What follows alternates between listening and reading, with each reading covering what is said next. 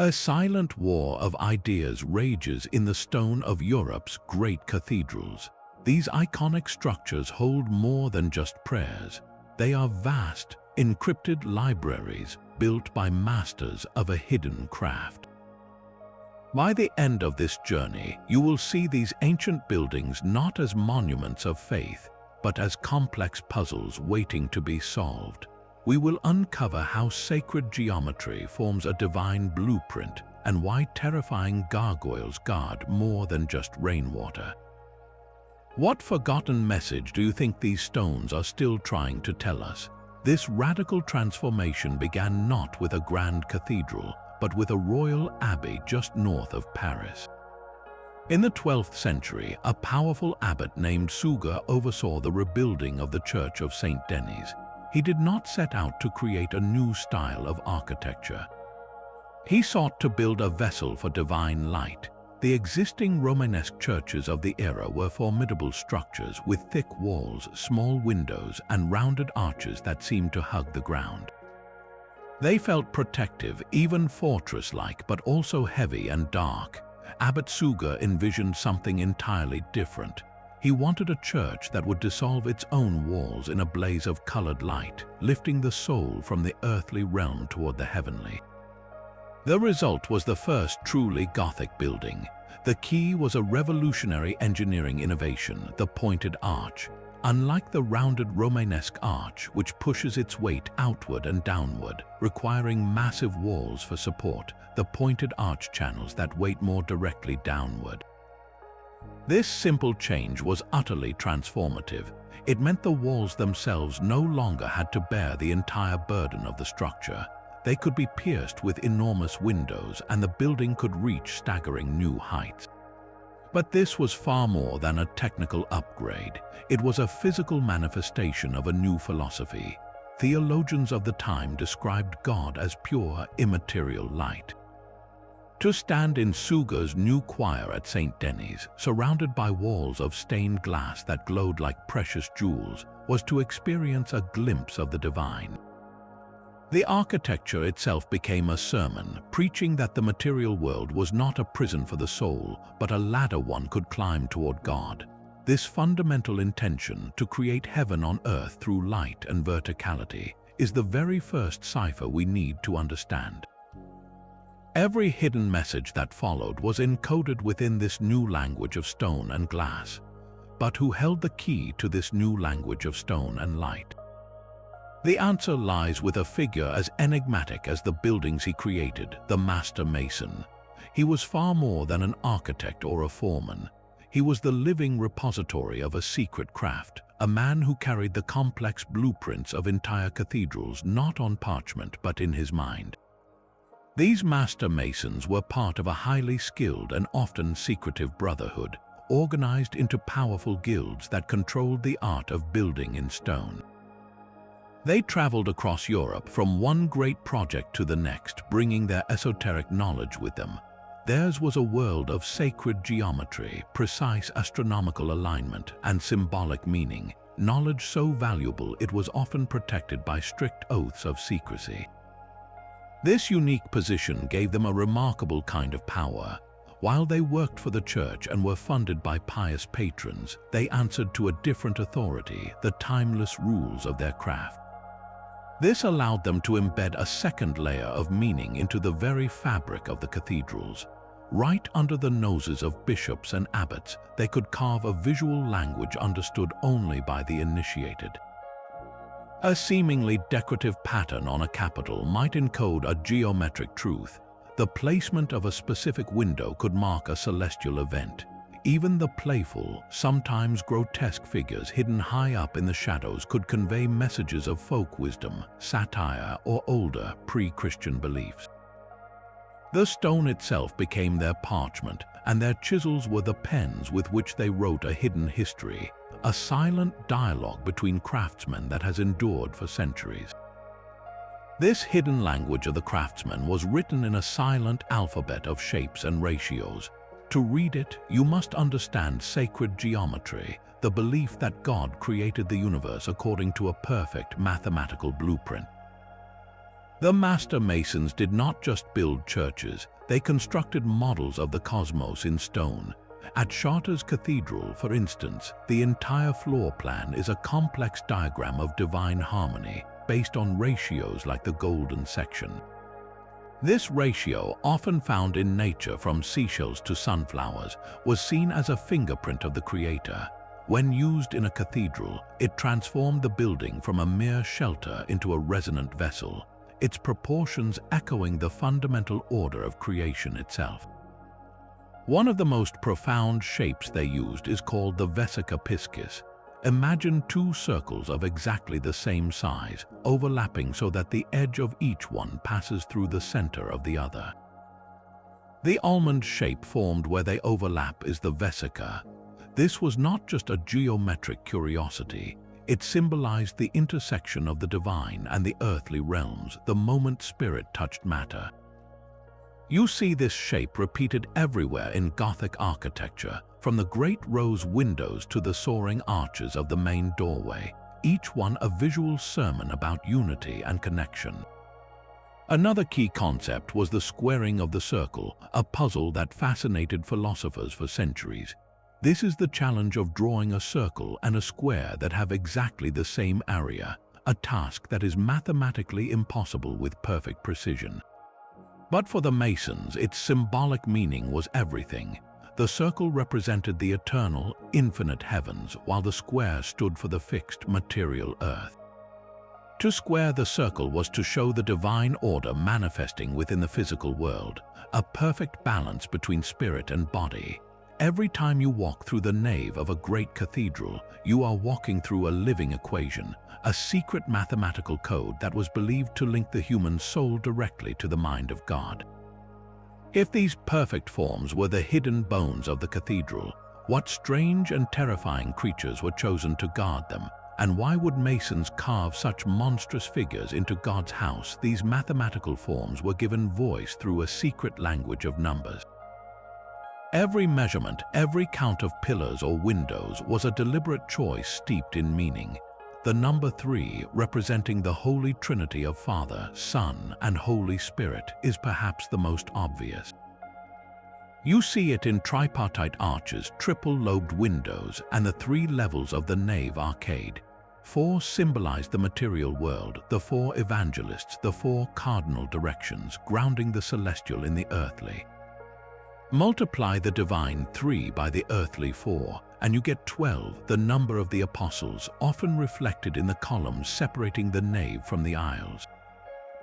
Then there is 7, the number of the sacraments and the deadly sins, a number of spiritual journey and moral choice, echoed in everything from the days of creation to the gifts of the Holy Spirit.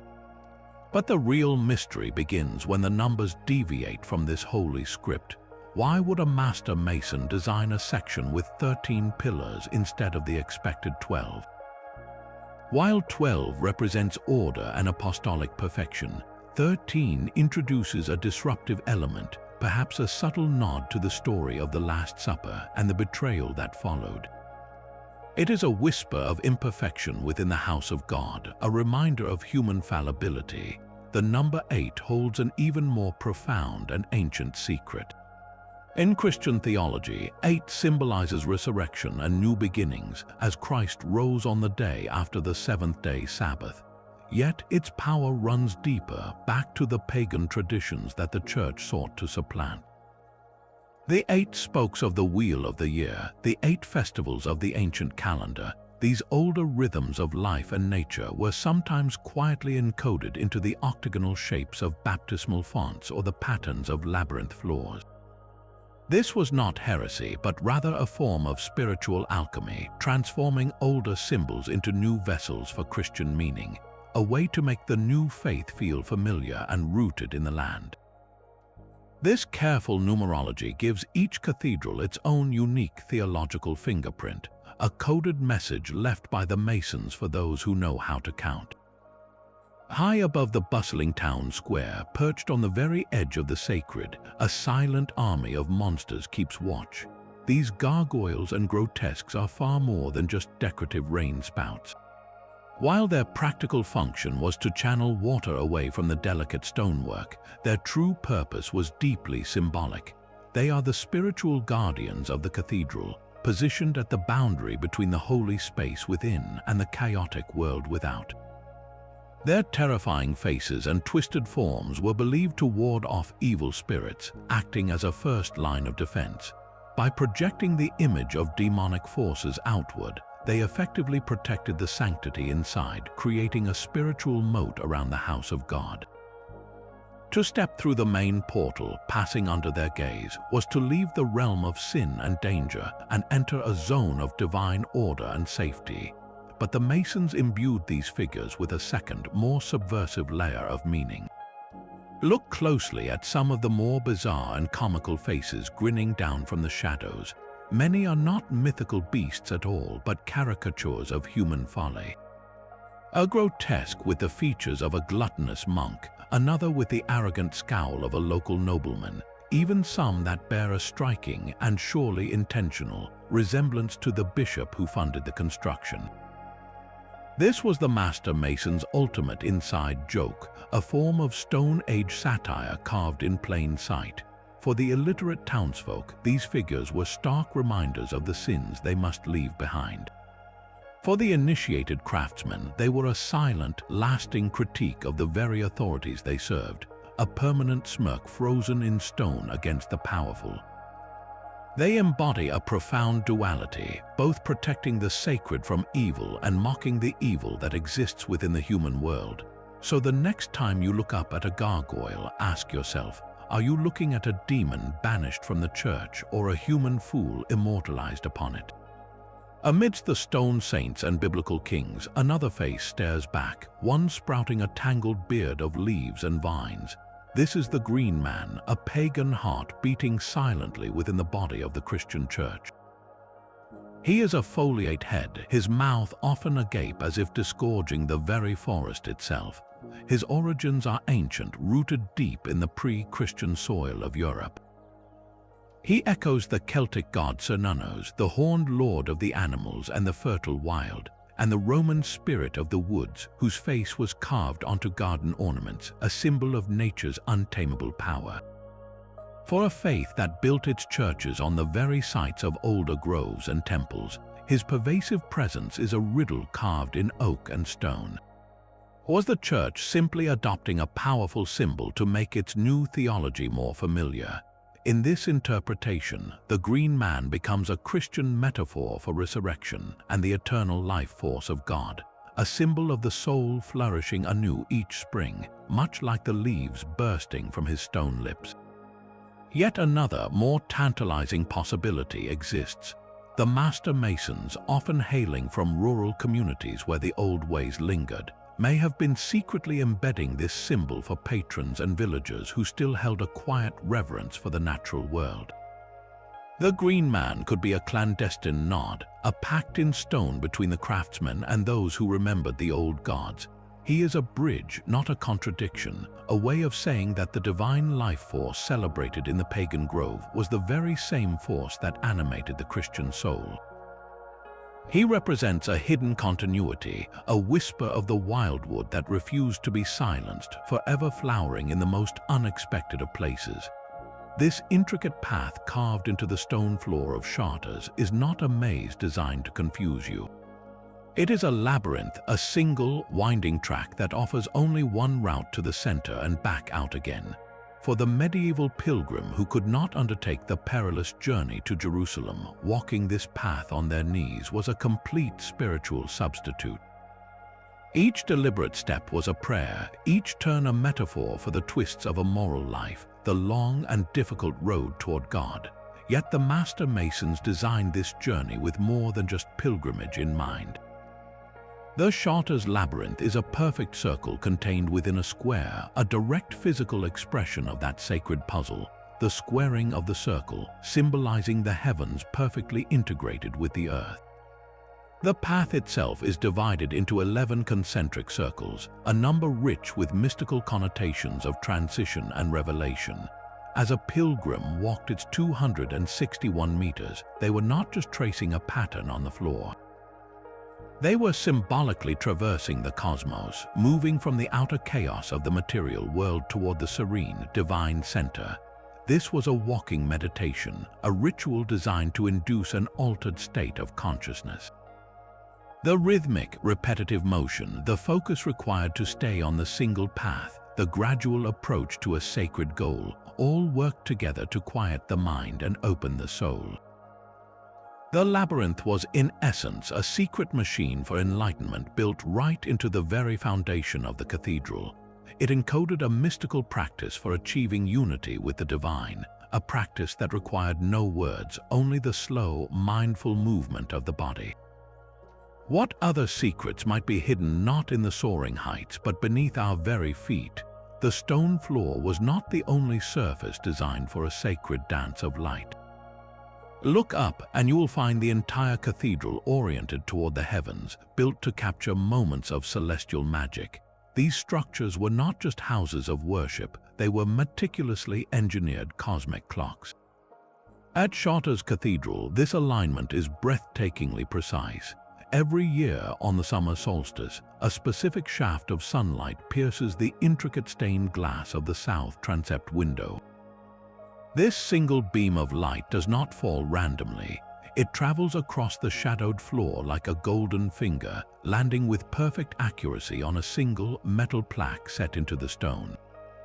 This is no coincidence. The master masons who laid the foundation centuries ago calculated the exact angle of the sun on the longest day of the year, then designed the entire building and its windows to harness that light for a divine purpose. It is a solar event choreographed in stone and glass, a performance that repeats annually, as reliable as the cosmos itself. But this was about far more than marking the seasons for planting crops. This was a profound theological statement. By aligning his church with the sun, the moon, and the stars, the master mason was demonstrating that the building was a perfect microcosm, a small-scale model of God's perfectly ordered creation.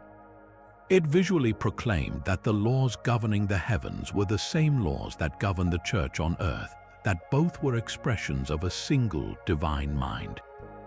The light illuminating that metal plaque was a symbol of divine grace, arriving with mathematical certainty at its appointed time. It transformed the abstract idea of a harmonious universe into a tangible, awe-inspiring experience for every worshipper standing in that glowing beam. This celestial alignment begs a deeper question. If the Masons could encode the movements of the sun into their designs, what other cosmic conversations are these stones still having with the sky above them? Yet within these cosmic clocks of stone, another profound mystery awaits in the shadows, one with a face of darkened wood or stone. Tucked away in crypts and side chapels of many Gothic cathedrals, you can find the enigmatic figures of the Black Madonna.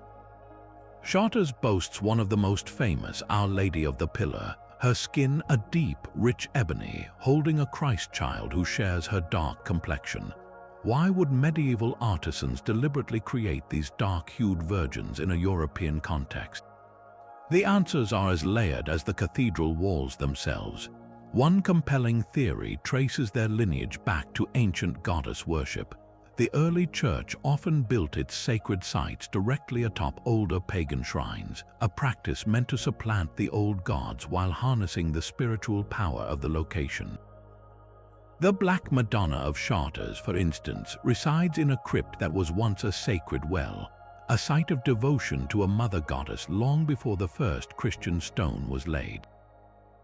Her darkened visage echoes statues of the Egyptian goddess Isis, the great mother and magician, who was widely venerated across the Roman Empire. This was not simple replacement, but a spiritual rebranding, allowing the deep, primal need for a divine feminine presence to flow seamlessly into a new form. Another interpretation emerges from the secret world of alchemy. To the alchemist, the quest was not merely to turn lead into gold, but to transform the base human soul into a perfected spiritual state. The first stage of this great work was called the Nigredo, the blackening. It represented the formless prime matter, the chaotic essence of the earth itself, from which all creation and transformation must begin. The Black Madonna in this esoteric view is a symbol of this fertile, dark, primordial substance. She is the unmanifest potential of God, the sacred womb of the world, holding within her the seed of the divine child who is the enlightened consciousness. Her darkness is not an absence of light, but the very source of it, the rich black soil from which all life and all spiritual gold must grow. Her continued veneration, often associated with miracles and deep personal devotion, reveals a powerful, hidden current of spirituality that celebrated the feminine divine, a quiet but unyielding acknowledgement of the Sacred Mother, right at the heart of medieval Christianity. The radiant light of the cathedrals casts a long, dark shadow, one that stretches back to a brutal crusade and a forgotten faith. In the sun-drenched hills of the Languedoc region of France, where some of the most sublime Gothic cathedrals were built, a spiritual war was waged in the 13th century. The target was a group known as the Cathars, a Christian sect the Church declared heretical. The Cathars believed the material world was not created by a good god, but by an evil, lesser deity. They saw the physical body, wealth, and all earthly possessions as corrupt, a prison for the pure, divine soul. Their ideal was a life of extreme poverty and asceticism, seeking to free the spirit from its material chains. The Church responded with fire and sword in the Albigensian Crusade, a campaign of terrifying violence that wiped the Cathars from the earth. Yet, in the wake of this destruction, a profound mystery took root in stone. Why did the Gothic style, with its revolutionary emphasis on dematerializing walls into pure, colored light, flourish so spectacularly in this very region, so soon after the Cathars were eradicated? The official narrative is one of Orthodox triumph, the Church building magnificent new cathedrals to reassert its dominance. But another, more haunting possibility whispers from the stones. Could these structures, these supposed bastions of orthodoxy, secretly encode the very ideals of the heresy they were meant to replace? The Cathar rejection of the material world finds a stunning parallel in the Gothic quest to dissolve solid stone into immaterial luminosity. A Cathar perfectus, a spiritual leader, would have shunned the opulent gold and jewels of a Romanesque altar, seeing them as idols of the evil creator. But would they not have been transfixed by the heavenly glow of a Gothic stained glass window, a vision of a world made not of matter but of pure divine light? This architectural style, rising from the ashes of a persecuted faith, can be seen as a kind of silent compromise, a way to satisfy the deep-seated local yearning for a spirituality that transcended the physical, all while remaining within the bounds of church approval. The master masons, perhaps sympathetic to the suppressed beliefs or simply channeling the spiritual mood of the land, may have built not just for the church, but for the ghosts of the faithful it had destroyed. They created spaces that felt Cathar in their essence, yet were orthodox in their name. Is the Gothic cathedral the ultimate architectural paradox, a monument built by the victors that secretly sings the song of the vanquished? This silent war of heresy and orthodoxy finds its ultimate expression in a language of fire and symbol, hidden in the very glass and stone meant to preach a simpler faith. We now step into the secret world of the alchemist, where the cathedral itself becomes a massive public textbook for the great work. Look closely at the intricate carvings framing a cathedral doorway or the vibrant panels of a rose window. Among the saints and biblical scenes, you might find a strange, self-devouring serpent. This is the Ouroboros, the snake eating its own tail. To the uninitiated, it might seem a bizarre decoration, but to the alchemist, it was a powerful symbol of eternity, of the cyclical nature of life, death, and rebirth. It represented the fundamental process of their art, the endless cycle of dissolution and coagulation required to achieve transformation. The mythical phoenix, another creature sometimes glimpsed in the stone menagerie, carried a similar message. This legendary bird that burns to ashes only to rise again, more glorious than before, was the ultimate emblem of the final stage of the alchemical process, the creation of the philosopher's stone itself. But the Masons embedded an even more complex code. In certain cryptic sculptures, you can find scenes that seem plucked from a strange royal drama. A king dressed in solar gold and a queen cloaked in lunar silver are shown uniting. Nearby, a fierce lion, sometimes green, sometimes red, appears. This is not a forgotten Bible story. This is the alchemical wedding, a symbolic union of opposing principles, sulfur and mercury, the fixed and the volatile. The red lion represents the potent, transformative agent that drives the great work forward, while the green lion signifies the raw, acidic prima materia, the initial chaotic substance from which the spiritual gold is born. Why would such esoteric imagery be carved into the pillars of God's house? The answer lies in the true goal of alchemy. It was never just about transmuting lead into physical gold. The metallic transformation was merely a mirror for the ultimate aim, the purification and perfection of the human soul. The cathedral, in this light, becomes a three-dimensional guidebook. The entire spiritual journey of a Christian from a state of sin to a state of grace was perfectly analogous to the alchemist's quest to turn base metal into gold.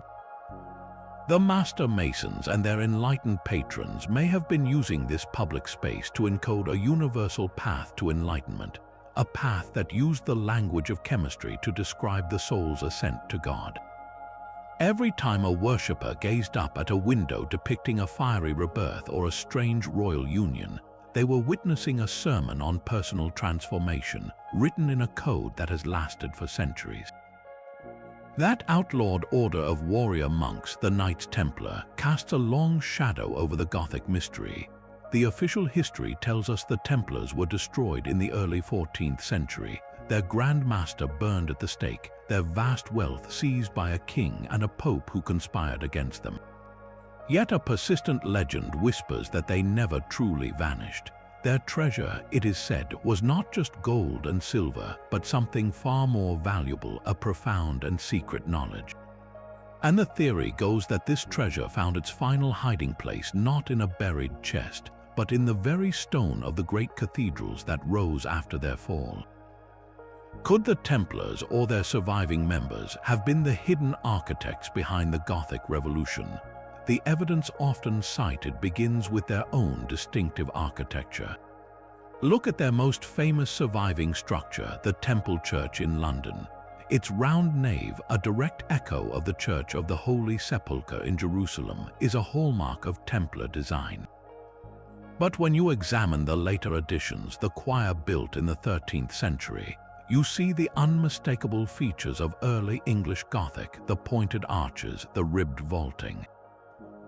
This stylistic bridge is compelling. Did the Templars, through their unique position as protectors of pilgrims and power brokers between East and West, absorb architectural and esoteric ideas from the Byzantine and Arab worlds, ideas they then brought back to Europe? Their network was a superhighway for knowledge, not just trade goods. After their dramatic dissolution, their vast financial resources and their master builders had to go somewhere.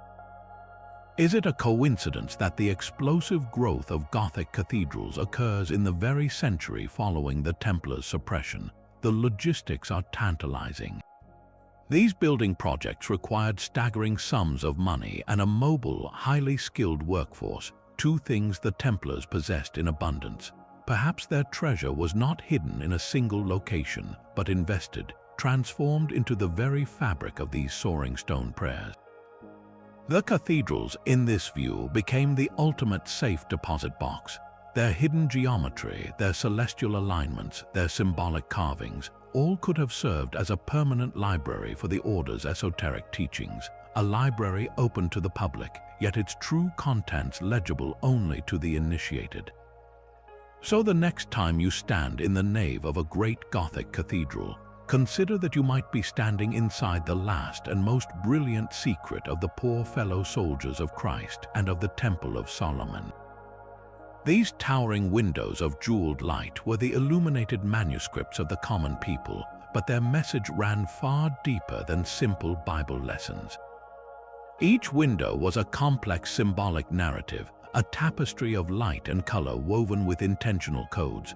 The famous Chartres blue, a cobalt glass of such profound depth and luminosity that its recipe was lost for centuries, was not merely a decorative choice.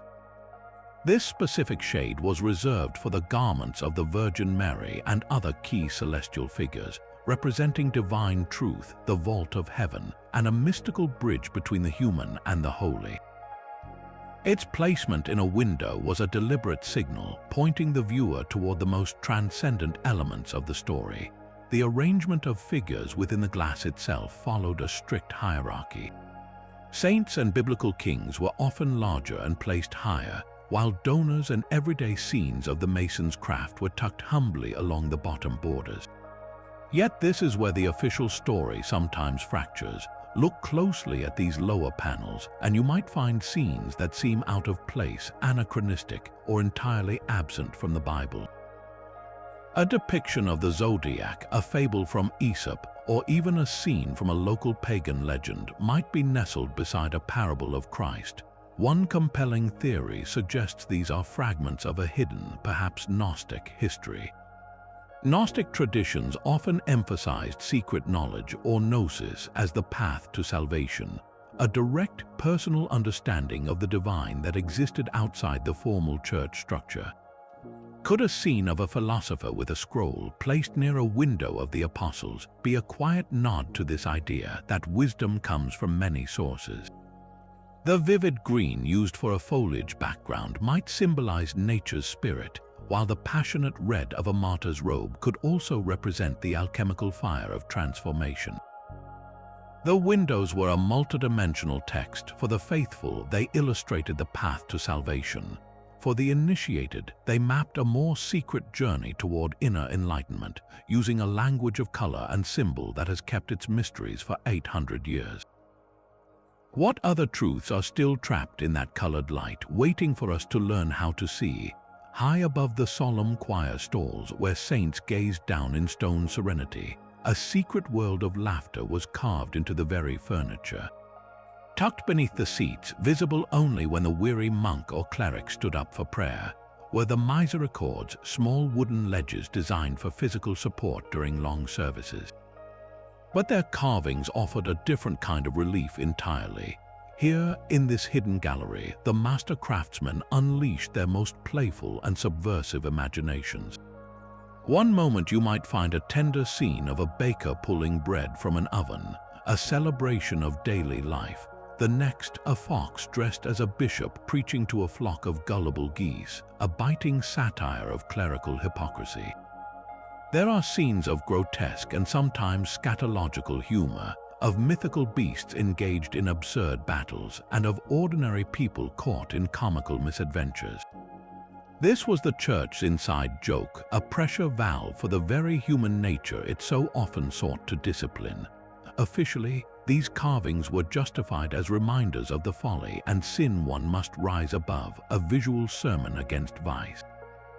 But their placement tells a different story. They were not meant for public edification.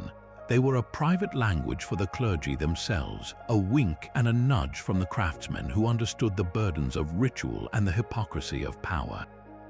In a world of strict hierarchy and solemn doctrine, the misericords created a clandestine space for the carnivalesque, where the established order could be temporarily turned upside down. The fool could mock the king, and the animal could outwit the scholar.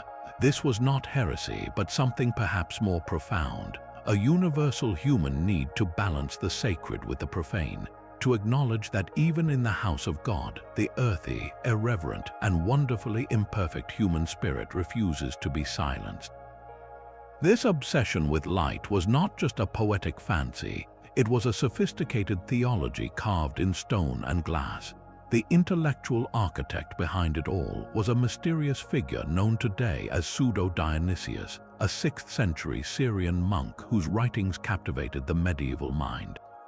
He described God not as a person you could picture, but as a blinding, overwhelming radiance, a pure and formless light that was the source of all creation. This divine light, he argued, cascaded down through the universe in a great chain of being, illuminating angels, humans, animals, and the material world itself. Our earthly reality was merely a dim reflection, a shadow of that ultimate brilliance. For Abbot Suger at St. Denis, reading these texts was a revelation. He realized a church could be more than a building. It could be a spiritual instrument designed to reverse this flow. Instead of us looking at shadows, the architecture could help us perceive the light at their source. This is why the stone tracery of the windows is so impossibly delicate. It is not merely structural, it is philosophical. The thin webs of stone holding the stained glass are designed to almost disappear, to minimize the material world as much as possible, creating the illusion that the wall is not there at all. You are not looking at a picture of heaven through a window. You are standing inside a vessel flooded with the very substance of God.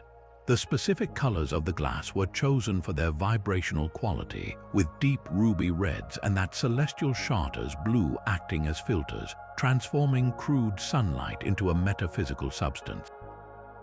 The building becomes a machine for enlightenment, guiding the soul on an upward journey from the multicolored light of the stained glass, which represents the diverse beauty of creation, toward the pure, untinted white light that sometimes streams through a clear oculus high above, symbolizing the ultimate unified Godhead. Every sunbeam piercing the gloom was a silent sermon on the writings of Pseudo-Dionysius, a theology of light you could feel on your skin. Yet even the grandest cosmic vision was built one stone at a time, each block bearing the private signature of the hand that carved it. Scattered across the hidden surfaces of the cathedral, on stones that would be forever hidden from public view, you can find a collection of strange, tiny symbols. A simple compass, a set of interlocked triangles, a unique rune-like mark. These are the banker marks, the personal signatures of the individual stonemasons. On the surface, their purpose was purely practical. In the chaotic, bustling lodge where dozens of men worked, these marks identified who had carved which block, ensuring each craftsman received his proper wage for the stones that fit perfectly into the rising wall. It was a medieval time card system etched in granite, but to see them as only that is to miss a deeper whisper from the past. These marks were not assigned by a foreman. Each mason chose his own symbol, a glyph that would represent his life's work, his contribution to a project that would outlive him by centuries. Would you choose a random squiggle or a shape that held profound personal meaning? The possibility arises that these simple geometric forms were far more than just identifiers. They may have been a secret, silent language shared among the guild brothers. A mason traveling from Chartres to Canterbury might recognize the mark of a fellow craftsman from his home lodge, a silent handshake in stone that spoke of shared training and secret oaths. More mysteriously still, these symbols could have served as a map to a mason's own soul and philosophical beliefs. A man who chose a five-pointed star, the pentacle, might have been signaling a knowledge of sacred geometry and the harmony of the universe. Another who carved a spiral could have been expressing a belief in cyclical rebirth and the eternal journey of the spirit. These marks, hidden in the fabric of the building, transformed the cathedral into a vast, collective autobiography. It is the one place where the common craftsman, so often lost to history, could inscribe his identity, his knowledge, and perhaps even his hopes, ensuring that his voice, however small, would never be completely silenced by time. But these hidden signatures and whispered codes find their ultimate expression not in a vast cathedral, but in a small, astonishing chapel in the Scottish lowlands. Rosslyn Chapel stands as a perfect storm of Gothic mystery, a building so densely packed with enigmatic carvings it feels less like a place of worship and more like a library of stone.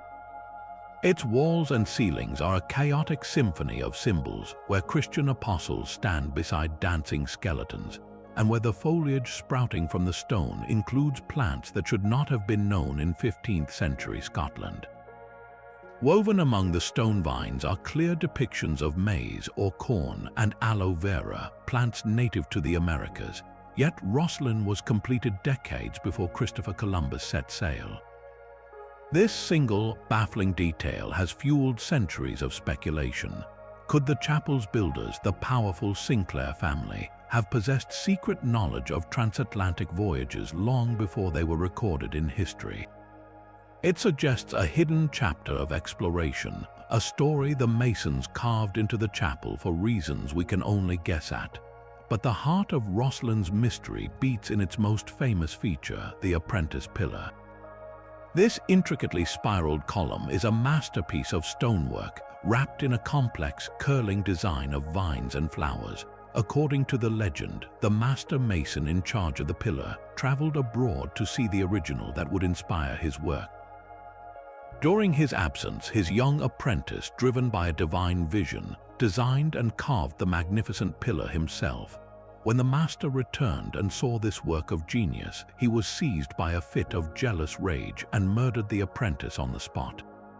The story is a powerful allegory for the tension between the rigid hierarchy of the guilds and the raw, divine inspiration of a gifted individual, but it is more than just a morality tale. The pillar itself, with its unique DNA-like spiral, is unlike any other in European architecture.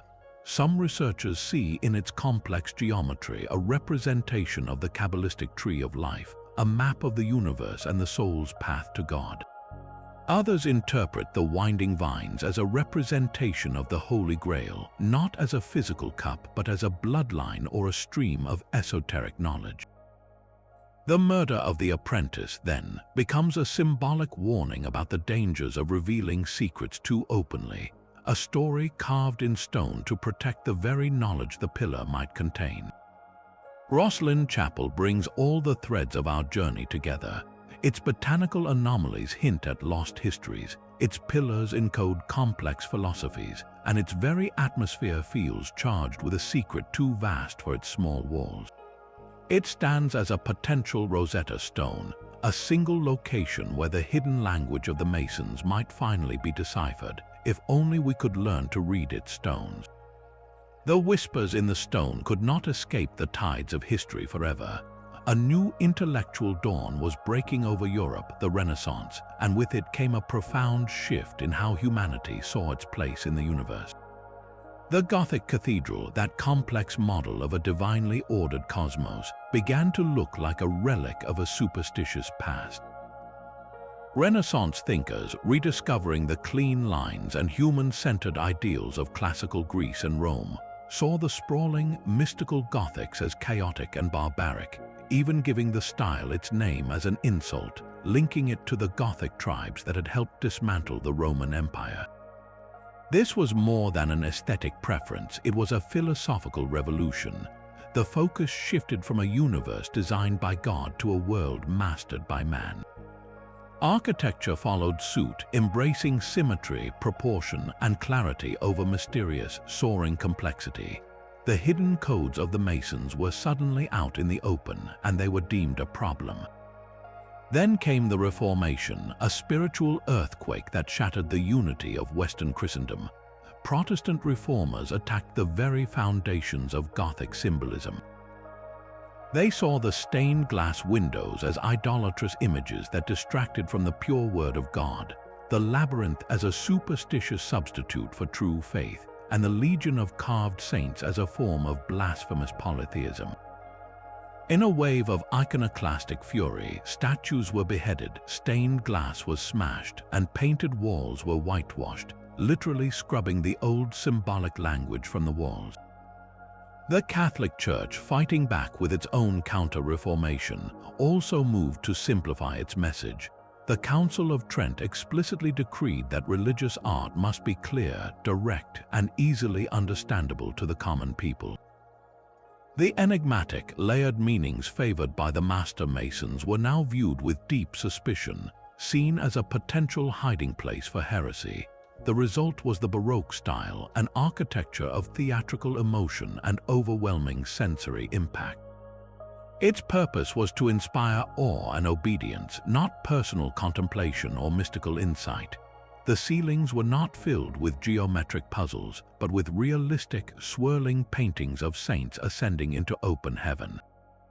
The light was no longer a fragmented, colored mystery filtering through glass, but a brilliant, unified flood from clear windows, illuminating every corner and leaving no room for shadowy secrets. This was a deliberate dumbing down, a conscious effort to erase a language that had become too dangerous, too obscure, and too pagan for a church now obsessed with doctrinal purity and control. The silent war of ideas was over, and the stones were commanded to be silent. The same stone that guarded its secrets for centuries is now surrendering them to the hum of a laser. We have entered a new golden age of discovery, not with chisel and mallet, but with scanners and algorithms. Advanced technologies are giving us X-ray vision for these ancient structures, peeling back the layers of time to reveal a hidden world. Three-dimensional laser scanning is one of our most powerful tools. A scanner placed in a cathedral nave spins silently, firing millions of laser points at the walls, vaults, and statues. In a matter of hours, it captures the entire building with sub-millimeter precision, creating a perfect digital twin. This is not just a photograph, it is a measurable, navigable, three-dimensional model. With this tool, researchers can measure the precise angles of arches from the safety of their desk, discovering subtle geometric patterns and construction errors that are impossible to see with the naked eye. They can virtually peel away later additions like Baroque altars to see the original Gothic skeleton beneath. This digital autopsy reveals the building's true form, showing us exactly how the master masons intended their creation to be seen. But the revelations do not stop with shape. Photogrammetry uses thousands of overlapping photographs to create similarly detailed models, and it is particularly brilliant at capturing surface details and color. When combined with multispectral imaging, which captures light beyond the visible spectrum, we can perform a kind of digital archaeology on the stone itself. A wall that appears to be plain, weathered granite might, under infrared light, reveal the ghostly outlines of a vibrant medieval fresco painted over during the Reformation. Faded paintings of saints, once thought lost forever, are now glowing back to life on computer screens. This technology can even detect the faint traces of original pigments on statues, allowing us to reimagine these monochrome figures in their original polychrome glory, a riot of color that would have transformed the cathedral's interior.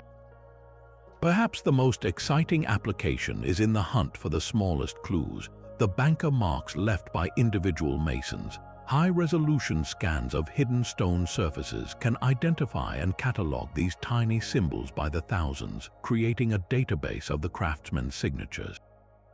By tracking the same mark across different parts of the building, or even across different cathedrals, we are beginning to map the travel routes of these enigmatic artisans, understanding their movements and their influence on a continental scale.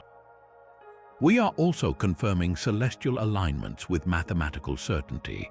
For generations, scholars theorized that a specific window was aligned with the summer solstice sun. Now, by plugging the exact three-dimensional coordinates of that window into astronomical software, we can run a simulation of the sun's path for any day over the last 1,000 years. We can prove beyond any doubt that on a specific date, a beam of light would have struck a specific stone, illuminating a specific carving. This moves theory into the realm of fact, confirming that the Masons were not just builders, but master astronomers who encoded their knowledge directly into the orientation of their work. We are no longer just looking at these cathedrals. We are listening to them with tools that can hear the whispers of their creators. Each laser point, each spectral image, is another word decoded from the stone manuscript, bringing us closer than ever to understanding the full message left by the Gothic masters. Dan Brown did for Gothic cathedrals what Indiana Jones did for archaeology. He turned them into a global playground for conspiracy and code. His novel, The Da Vinci Code, and the tidal wave of similar stories it inspired, gifted us a thrilling narrative of hidden bloodlines, shadowy societies, and earth-shattering secrets buried in plain sight. This pop culture phenomenon is the elephant in the room, and we have to address it. On one hand, it has undeniably sparked a massive, renewed public interest in these ancient buildings. Millions of people who might never have glanced twice at a flying buttress suddenly found themselves looking at Rosslyn Chapel or St. Sulpice with a detective's eye, wondering what they were missing. This surge of curiosity is a powerful thing. It gets people through the doors, it gets them asking questions, and it reminds us that these structures can still capture our imagination. But fiction and historical fact are two very different languages. The pop culture version often relies on a framework of deliberate, centralized conspiracy. It suggests a single, secret group like the Priory of Sion, carefully planting clues across centuries to protect an explosive truth. This makes for a fantastic story, but it is a modern lens placed over a medieval mind. The historical reality, as pieced together by historians, archaeologists, and art historians, is often more nuanced, more decentralized, and in many ways even more fascinating. The hidden messages in the stone were not part of a single, coordinated plot. They were the result of a complex ecosystem of faith, craft, and local culture. A master mason embedding a pagan green man was likely not taking orders from a grand master in a secret temple. He was more probably responding to the local folk beliefs of his community, or incorporating a powerful symbol of nature's resilience that resonated with his own understanding of the divine. The celestial alignments were not secret codes pointing to a treasure, but profound theological statements about the harmony of God's creation, achievable through the shared, sophisticated knowledge of astronomy and sacred geometry common among the educated elite and the Masonic guilds. This does not make the truth less compelling. It makes it more human. The real story is not about a shadowy cabal controlling history from behind the curtain. It is about thousands of individual craftsmen, theologians, and patrons, each with their own beliefs, their own jokes, and their own silent rebellions, collectively building a tapestry of meaning so rich and layered that we are still unraveling it today. The conspiracy theory gives us a simple, clean puzzle to solve. The historical reality offers us a living, breathing conversation with the past, one that is messy, contradictory, and infinitely more rewarding. So the next time you hear a wild theory about a hidden treasure map in a cathedral's floor, acknowledge the fun of the fiction, but then ask a different question. What does this theory reveal about our own modern longing for mystery? And what deeper, more complex truth about the human spirit is the actual stone trying to tell us? Every stone in a Gothic cathedral sits atop a much older story. These soaring structures are architectural palimpsests, a term borrowed from ancient manuscripts where old text was scraped away to make room for the new, only for the original writing to faintly show through over time. The cathedral was the new sacred text, but it was written directly over a pagan parchment. The evidence for this is both physical and deeply symbolic. Chartres Cathedral, that masterpiece of light and geometry, was constructed on a site that had been sacred for millennia. Beneath its crypt lies a deep, ancient well, a place of veneration for a Celtic mother goddess even before the Romans arrived. The first Christian church built there was a simple affair, but as it grew into the great cathedral we know today, it never abandoned that primal source. It enveloped it, building its own most sacred space, the crypt, directly around the old pagan well. This was not an accident, it was a deliberate strategy of spiritual appropriation. The church understood the power of place. By building their new houses of worship on these established sites of power, they were effectively baptizing the landscape. They were sending a clear message that the old gods were dead, and their power now served the one true God. But the master masons, those mediators between old beliefs and new dogma, may have been doing something more subtle. When they carved a green man, that ancient symbol of the untamed life force, amidst the stone foliage of a Christian capital, were they simply following a decorative tradition, or were they acknowledging a continuity? They were building a bridge for the human soul. A villager who had once left offerings at a sacred spring now came to the same location to light a candle to the Virgin Mary. The feeling of the numinous, the sense of the sacred in that specific place remained. The architecture itself facilitated this subconscious connection, allowing the new faith to feel not like an imposition but like a homecoming. The cathedral became a multi-layered spiritual map where a Christian pilgrim could walk a labyrinth on the floor while standing over a pagan well, their journey toward the Christian God guided by the echoes of a much older earth. This layering of meaning created a spiritual resonance that a building on a blank slate could never achieve, speaking to the human heart in a language older than words. This stone language of light and geometry refused to be contained by European shores. As empires expanded, they carried the Gothic blueprint across oceans, planting spires in the soils of the Americas and Asia. These were often explicit symbols of colonial power and religious conversion, imposing a foreign aesthetic on conquered landscapes. Yet a fascinating question arises. In these new contexts, did the architectural code remain a rigid European import, or did it evolve into a hybrid tongue?